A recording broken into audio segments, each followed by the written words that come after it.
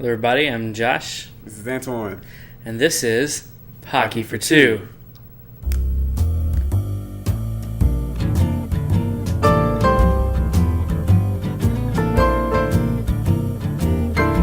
Okay, so today we're going to be talking about the X-Men. Yeah, you know, those people with those mutants. Yes, mutants with those crazy abilities like healing factors and optic blasts and telekinesis and mind reading things. So a little brief history about the X-Men. They were created in 1963 by Stan Lee, Marvel.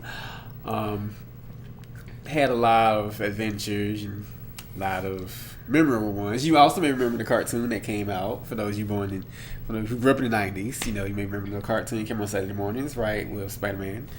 I used to watch it all the time. I loved it. Let's see, yeah, then. Alright, so Josh, what should we talk about now? Well, while talking about X-Men, what is your, let's say, favorite X-Men? Oh, it's so many, man. Okay. I got two. Okay, I got a top two. First, Kitty Pryde. Everybody loves Kitty Pryde. She's like the girl next door. I mean, I wish I could walk through walls. That's one thing. And she's just a cool girl. If you read her, she's a cool girl. Second one is Jean Grey. Come on, she's the Phoenix. She's the Phoenix, man. I mean, what more could you ask for? She's just real badass. I love her. And if you've watched the third movie and that's all you know about X-Men, shame on you. Yeah, shame on you.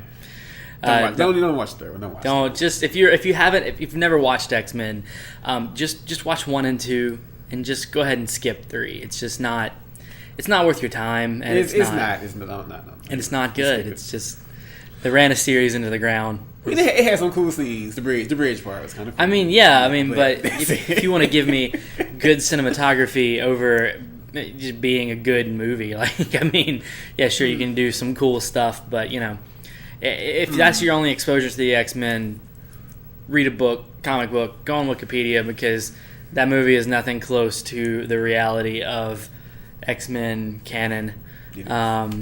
As for my favorite X-Men, while we're on the subject, it's a toss-up for me, I think, between Nightcrawler. Nightcrawler's cool. I like him. For his powers. I think it's a cool little. I like the whole teleporting thing. His Bamf. Yes.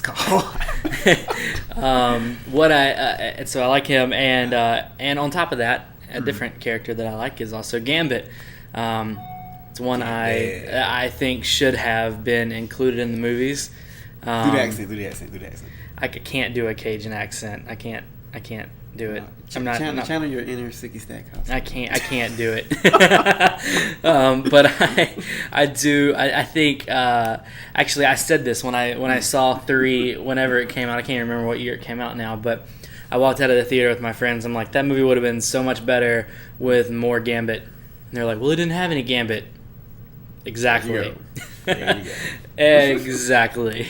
Wouldn't hurt. So that's our faves, our favorite X-Men. But now we're going to talk about our least favorite, and I'm going to let Antoine go first because I'm going to rock the boat with mine. So, oh boy, mine may be a little controversial also. Least favorite. Oh gosh.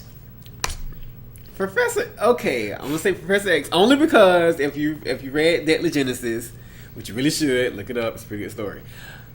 What he did was messed up. I kind of understand why he did what he did, but at the same time, it's like, dude, nah, man. But I still do like Professor X now. I mean, I would just say reading that it kind of changed my opinion. So.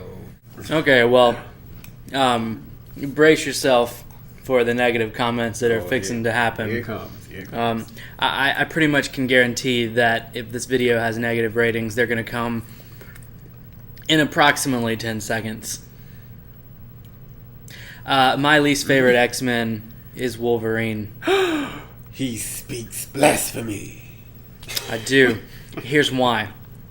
Number one, I'm not entirely sure I agree with the opinion that Wolverine had bone claws. Let me back up. When I first heard of Wolverine, I did not know anything about the idea of bone claws or that bone claws may have even existed. All I knew was here's a dude who, prior to putting adamantium in his skeleton, had healing powers and animal senses, which is cool, but there are much cooler powers. Now, if we assume that Wolverine has bone claws, then it makes sense that is part of his power, and I'll allow it to count as part of his powers. Which I've said for years that his powers sucked because I did not include the claws, because as far as I was concerned, they were part of what they did to his skeleton and were not a part of his power. But if he had bone claws, then I'll put him in the list of his powers. I still don't think he's the best. And oh, come on. And he is overrated. Okay, well, yes, overrated. Overexposed. I will say that. Overrated. Here's my beef. Here's my beef with Wolverine. You have X-Men, the first X-Men movie that came out. If you have never seen it, if you have Netflix, it's instant streaming right now. I just watched it again to refresh my memory. That movie is basically about him, about Wolverine and Rogue. X-Men 2 is about Wolverine's past. And then we need an X-Men Origins movie to re-explain what they told us in the second movie. Well, by the way, they changed it from the second movie. They didn't even give us the same set of story from X-Men 2 to X-Men Origins Wolverine. It's not even the same. That was their way to correct. Not even the same story. That was their way to correct. And then we get a video game about all this crap not related to the movie. Hey, that game's good. Now that was like one of the few video game movie things that I get it. But you're telling me that I have to watch X-Men 2 about Wolverine's origins, then you're going to make an X-Men Origins movie, then you're going to make a video game about the same story, and none of the three match up. Okay, that's one problem. And then now, fast forward a couple of... I don't even how... Is it next year the stupid movie's supposed to come out? I don't even remember. But they're making another Wolverine movie called The Wolverine, and they were trying to get Darren Aronofsky to direct it. And that would have been nice to see. Could you picture the Wolverine mixed with Black Swan? I just don't need any more Wolverine. And internet, thanks a lot for making Marvel think that we love Wolverine as much as you do. Because I still like him. I like Wolverine. That being said, like him. I don't dislike him as much as I have. I just think at this point we've seen enough of Wolverine. And we've seen Zero Gambit, and that's how I feel about that. Okay, not Zero Gambit, but like 10% Gambit, because I don't count that stupid Origins movie.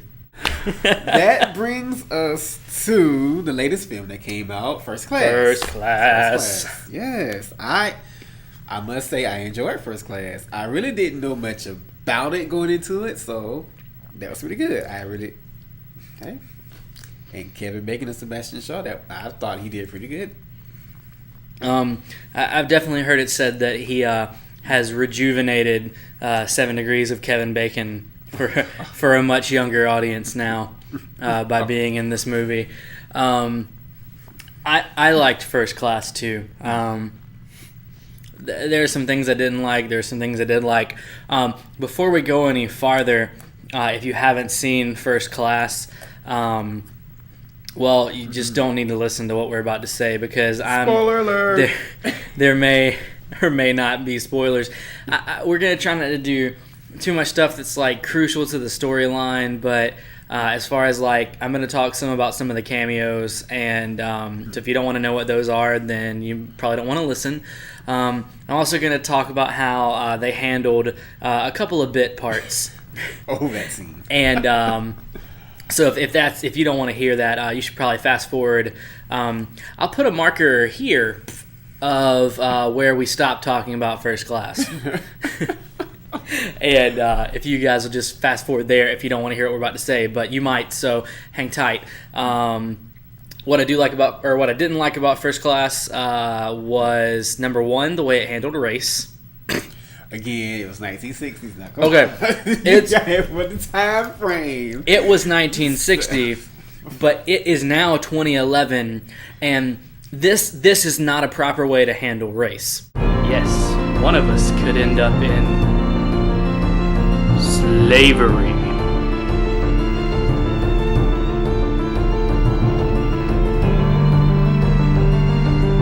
That's not okay. That is not an appropriate way to film race in a movie in 2011. Not okay at all. I expected much more from you. Another thing I don't like is why all the minority characters are bad guys. Why is that okay? We have a black guy we just talked about. We kill him off early in the movie. Then the Latina chick or the black chick, I really couldn't tell which one she was. Then she goes over to the evil people, and so our two main minority, our two minority characters, one dead, one evil. You put that footloose on her, man. You put the footloose. So I don't like that. And the last thing I'm going to say I didn't like about First Class is some of the cameos were a little ridiculous. As far as Mystique in her adult form, Rebecca Romijn coming in, that's fine, whatever. But you guys know how I feel about Wolverine, and so I thought it was completely that pointless. Was a cool scene. They actually put that in there. It was pointless to me to have a Wolverine shot, and the only reason they put it in is because all of you love Wolverine so much, and that's why they put it in, because they know you guys will like it. So I get why they did it. Gosh, I'm just over Wolverine. I'm over him. Regardless, that still was cool that they put him in there. That was still good. I enjoyed it. I was not expecting it. I was like, oh, that's neat. I'm sure all of you did that love Wolverine, but for me, and hopefully some other people, but probably not. I didn't need it. It was unnecessary for me. The theater I was in erupted in applause, and I'm just like, no, don't feed the monster anymore. Oh, We've seen enough Wolverine. And also, they put Emma Frost in there. That was pretty cool, and they actually gave her more clothing than her comic book counterpart. So that was, which is saying something, because she doesn't wear clothes at all in that movie. And you know what? And that brings us back. My least favorite. I don't like Emma Frost. You know what? She want to be Jean Grey. She whatever. She just want to be Jean Grey. That's all. I don't know anything about. Let's be honest. She stole her husband. Emma Frost stole Jean Grey's husband. That's all I got. I don't know anything about Emma Frost. I went into this movie knowing nothing about the time period that we're in. So, as far as Emma Frost as a person, I don't know, but I will say that January Jones could not act her way out of a paper bag. She was gonna look good. That's she was unnecessary. She was eye candy. Unnecessary. She was eye candy. All right, folks. I think that's about all the time we have for today. Before we go. Oh, yeah. Shameless self-promotion. What did I put my? Oh, hold on 1 second. It's time for shameless self-promotion. All right, what I have in my hand right now is, can you see it right there?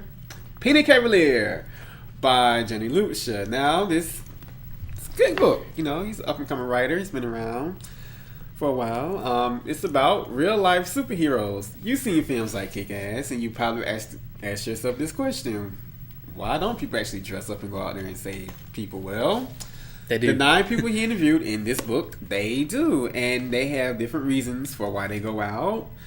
And it's a very in-depth look into the lives of these real-life superheroes. So, I suggest you go to his website, and we're going to put a little link up there somewhere, right down there or something. In the description. In the description. We'll put a link there so you can check out this blog and find out more about it and order this book. Change your life, man. It's awesome. All right, guys. Well, that's about all the time we have today for Pocky for 2. Go check out the book. Links in the description. And thanks for watching, and we'll see you next time. Bye.